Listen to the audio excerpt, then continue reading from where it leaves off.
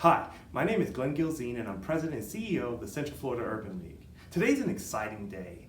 We're about to give you a sneak peek at the Whitney M Young Academy, a new K-12 school we're launching this fall. Our partners, Higher Ground Education, is going to take you on a tour. Thank you, Glenn. We are all so excited to be part of this project. My name is Leanna Orem, and I have a deep history in Montessori, having been a Montessori child and then worked with my mom as a Montessori teacher. She owned and ran school pretty much all of my life. I've had education experiences in other areas and am thrilled beyond measure to be able to bring my experience and expertise to this project and into the community. I'd also like to take a moment to introduce some of the other adults involved in this. Iris and Amanda, will you take a moment to introduce yourselves? Thank you. Hi, I'm Iris. I am very excited to be one of the mentors supporting our learning coaches and children in the classroom here. I have been teaching for 10 years, both in the classroom and virtually, and I will be making sure that the children have all the tools necessary to be successful. I've loved being here on site this week to help set up the environment, and it has truly become a beautiful place to be. So excited for you guys to see in a few minutes. Hello, everyone. My name is Amanda. I am the learning coach along with Jason, who is not here today. That means we're going to be on site helping the kids with their work, their activities, and we're also going to be supporting the virtual teachers. Something about me is that I am from Venezuela, so my first language is Spanish, and also that I am passionate about education and watching kids learn and grow and have fun. And that's it. I'm excited to start this new school year and to welcome all the kids from the Orlando community. Thank you. It is my great honor and privilege to share with you an overview of the elementary program. Montessori often talked about education as being something we do for life, not just for school. And to be able to achieve that, we want to be sure that we are addressing all areas of the child's development. Our goal, simply stated, is to help every child reach their full potential academically, socially, and emotionally, while inspiring in them a lifetime love of learning. One of the ways we do this is by focusing on 3 I's: intellectual growth, an individualized approach that celebrates the uniqueness of every child, and focusing on independence and community as part of the child's broad and full development. Intellectual growth is something every school should have as a goal. Academic content is an element that we want to address in a way that allows the children to not only complete the work, but to enjoy it. And we do that by providing a tremendously rich learning environment with different materials and opportunities for the children to explore the work that they are doing. Most people, when they think about school, they think about worksheets and assignments, but the Montessori classroom is so much more than that. The children are given presentations, and from those presentations, they create their own follow-up. They decide how they want to show what they've learned and what they want to learn in addition to the presentation that was given by the learning guide. They are able to do all different kinds of works individually or in small groups in what is a very three-dimensional form of learning. One of the things we know is that learning with your hands, if you think about things that you've learned even as an adult, when you're able to do things to help you understand it, the learning takes on a different depth and a different level of understanding. And so that's the way the children are able to master concepts. And also another thing we want to have happen is we want them to develop questions. This is not a situation where we are handing them this predetermined amount of information and limiting them to that. We know that children at this age are tremendously curious and they have a very powerful imagination. And so many of the lessons in this classroom are in the tradition of storytelling. They're given an opportunity to hear a story that sparks that imagination into what Montessori called a burning flame, a desire to know more. And that's how they approach their learning, which, if you think about things that you are passionate and interested in, you are able to work on those things longer and deeper than many people would probably even think is possible. And that kind of leads us to the third point on this slide, which is passion projects. When a child develops an interest or an extra curiosity about something, they're able to pursue that interest in research and project planning and something we call going out, where they're able to go beyond the classroom to get more information about whatever it is. And the exciting thing about that is then they bring not only that content back to the community, but they bring their enthusiasm and their excitement and their awareness that there's so much to learn in this world. And the elementary child thrives on that. They learn that they can have things to share with the adults that they may not be aware of. And these passion projects often become the foundation for career choices or future philanthropy. Some children, even in the elementary, particularly with the older ages, develop fundraising events over the things that they've become interested in and really learn how they can make a difference in the world based on this opportunity to be able to pursue their own interests.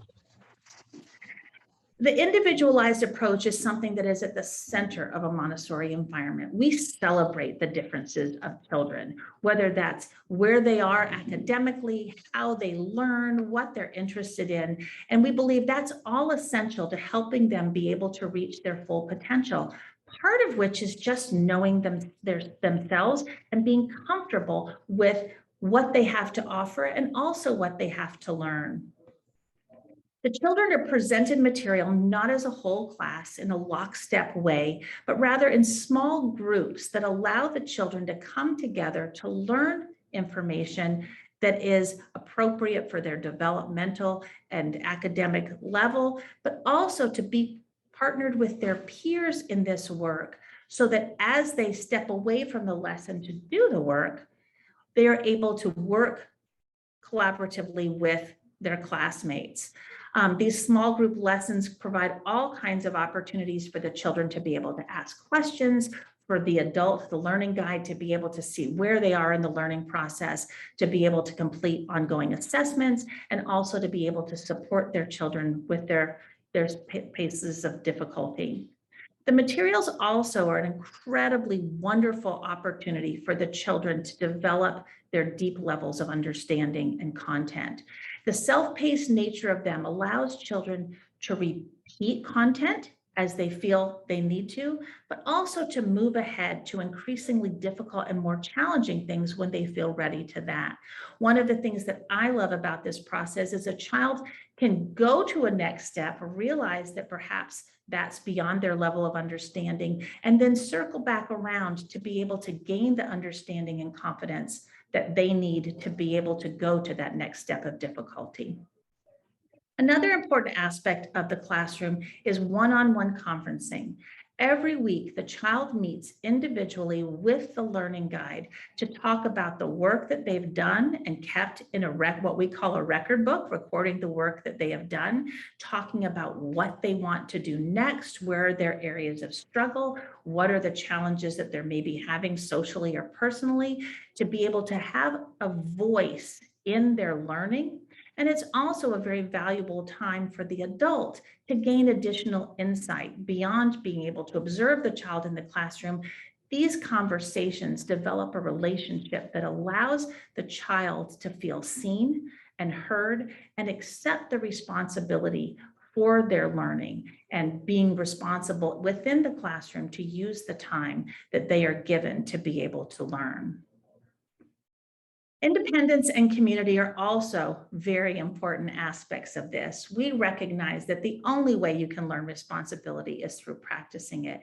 And being able to be independent in your learning allows you to do things beyond the expectations of the people around you. Self-management, I'd mentioned the meetings with the learning guide.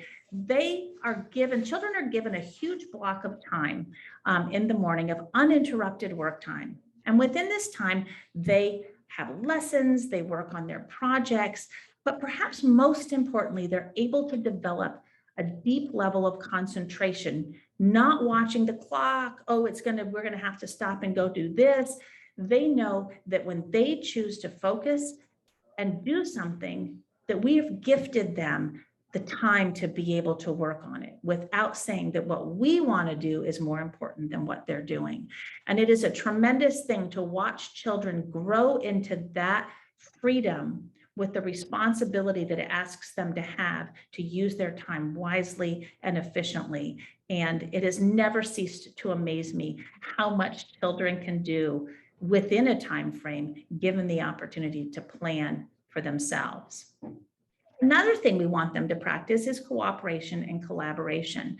And you can talk about that, but until you have to be in a situation where those are qualities that are called for, it's very difficult to develop those skills. So as we mentioned, these small group activities that they are doing require them to work together, to have the chance to say, okay, that's not how I would do it, but I'm listening to you. I'm having to see how I can manage what my expectations are with the understanding of the group. True collaboration comes from each person feeling like they're heard, being able to contribute something that they feel is of value, and then working together to create something that is bigger than what we can do individually. And this skill they practice day in, day out, year after year, allowing them to become confident in those situations, be able to have compromise be part of their interpersonal skills, and really allowing them to see their ability to contribute to a bigger group, which is obviously what we hope they will do as they grow into adulthood. Cultivating leadership, I hope you can see how that would be a part of everyday work for them. Because of the mixed age group, the children who are older rise naturally to a role of leadership within the classroom. They've been there, they know things, and they accept that leadership in a beautiful and gracious way.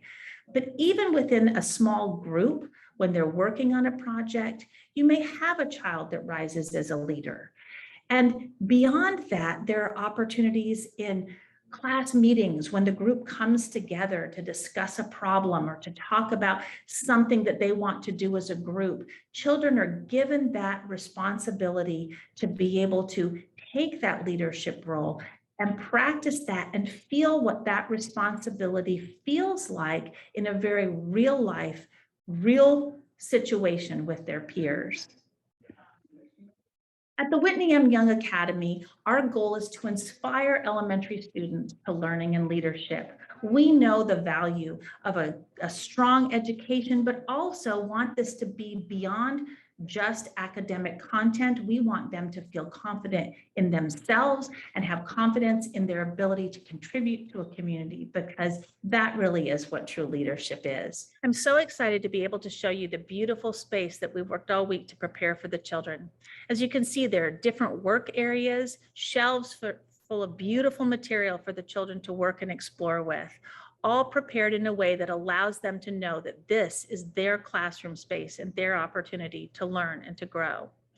As you first enter the classroom, we have a beautiful material called the wooden hierarchical material. This material introduces children to the powers of numbers in our decimal system. On that small tray in the middle, you'll notice there's a small green cube that represents a single unit. 10 of those form a 10 bar, 10 tens form 100, 10 hundreds form 1,000, but then we continue with 10 thousands forming the large blue bar, a 10,000. 10 thousands make 100,000, and finally that large green cube represents 1 million of those tiny unit cubes. This lesson ignites the children's imagination in a way that is unbelievable, and never have I given this lesson when I haven't had someone in the group ask aloud in a wondering voice, what does a 10 million look like? This leads the children into wonderful exploration of our number system and the powers of 10 that give us huge numbers, which of course an elementary child loves. We take this concept of numbers to 1 million and extend it into operations where they're able to do addition, subtraction, multiplication with those large numbers. This material, known as the large bead frame, allows them to conduct those mathematical operations all the way into the millions in a way that assures their success, because they're able to exchange and count numbers and see the process of the operation in action through this material. Math also includes different aspects of understanding operations, the basic skills of knowing your number facts, the concepts of how we record numbers, extending into division, and all kinds of different ways to use those 4 operations, including fractions and decimal fractions, even into algebra. You can see the small tower up in the upper right corner of the squares of numbers, where they have a chance to see how those squares are formed and do all different kinds of operations with a material that allows them to have a hand-on experience with both the decimal system and the different operations. We then move into geometry, where the children explore similar, equal, and equivalent shapes, as well as all kinds of polygons and different aspects of geometry, where they get to hands-on experience these concepts that they'll be using later in their life.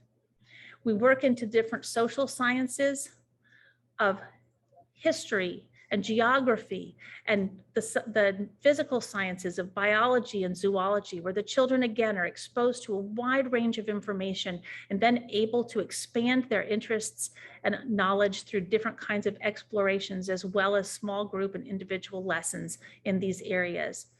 The children work with materials. This is an example of another geometry lesson where they're exploring angles. They take those 2 sticks that represent lines that come together at a vertex and can see the different sizes of angles, the acute angle, the obtuse angle, the right angle, and really learn and understand the definition of those geometric words, and then carry it out into the environment. After this lesson, children will be walking around the room going, I see a right angle. That plant has an obtuse angle. That tree has an acute angle between its branches. And they're able to carry these concepts, geometric concepts, into the world around them. We also want them to understand their basic needs. And in the history section, we talk about the basic needs of humans, one of them being food. That might spark a child's interest to study food from ancient China and recognize that people in that time, in that place, met that need differently, but it's a need that we all share. You can see how this kind of excitement would make a child want to be able to explore different aspects of the world using their reading and writing skills, perhaps their art skills of drawing and recording the different kinds of foods, and then wanting to compare them to different cultures and communities throughout time and around the world. We continue our look at science by looking at different aspects of physical science, things like the 3 states of matter, things settle according to weight, all tying these into an understanding of our world, connecting that to things like geology and the study of the earth and how rocks are formed and what does a volcano do and why does that happen, letting them understand and appreciate all these different aspects of the natural and physical world, and again, sparking that imagination so that they can ask questions and want to study more and more about the world around them. We are also very interested in having children acquire not just literacy skills, but a love of reading and writing. One of the ways this is introduced is giving them the history or the story of writing, where we talk about how people had to create the alphabet to be able to communicate to other people when they were not physically present. This leads to an awareness that people are able to understand what someone was thinking halfway around the world from hundreds of years ago. And so it allows the children to realize that reading and writing are not dry subjects, but they're a phenomenal gift that we have to be able to communicate with others when we cannot be physically present.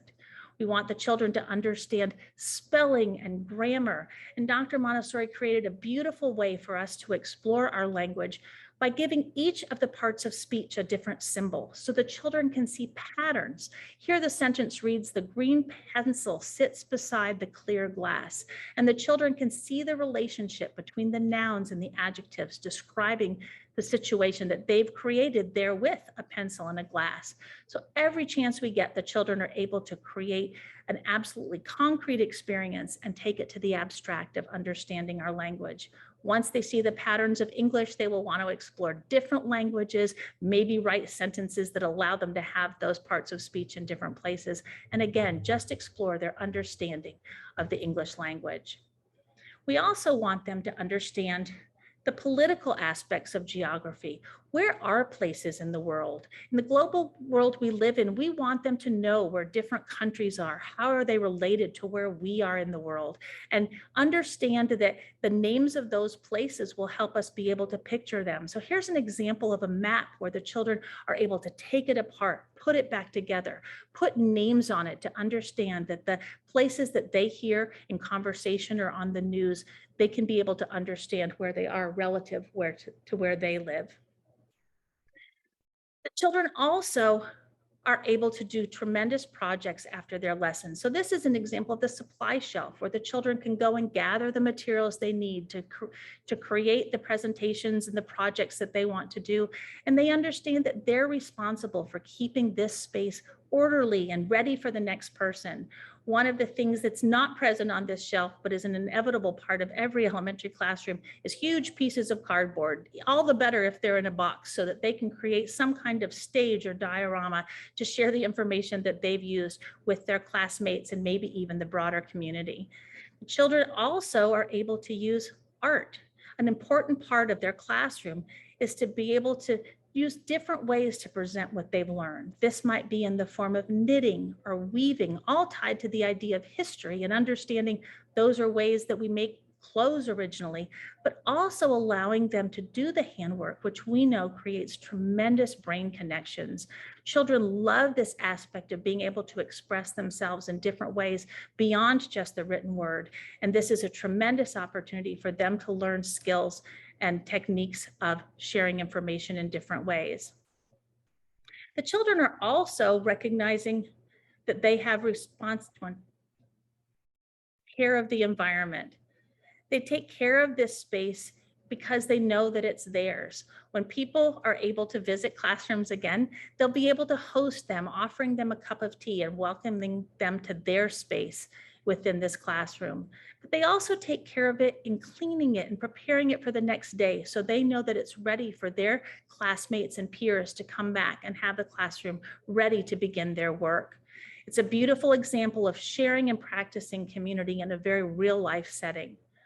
And finally, we have a space, a beautiful and relaxing space for children to come to read, to just regroup between their work, to hold group meetings where they can problem solve about different things within their communities, where they can just explore a book and immerse themselves in the joy of reading and really know that they're in a place where they are safe and loved and given the opportunity to learn and become their best selves. For more information, please call us at 407-841-7654 or visit us at the link below.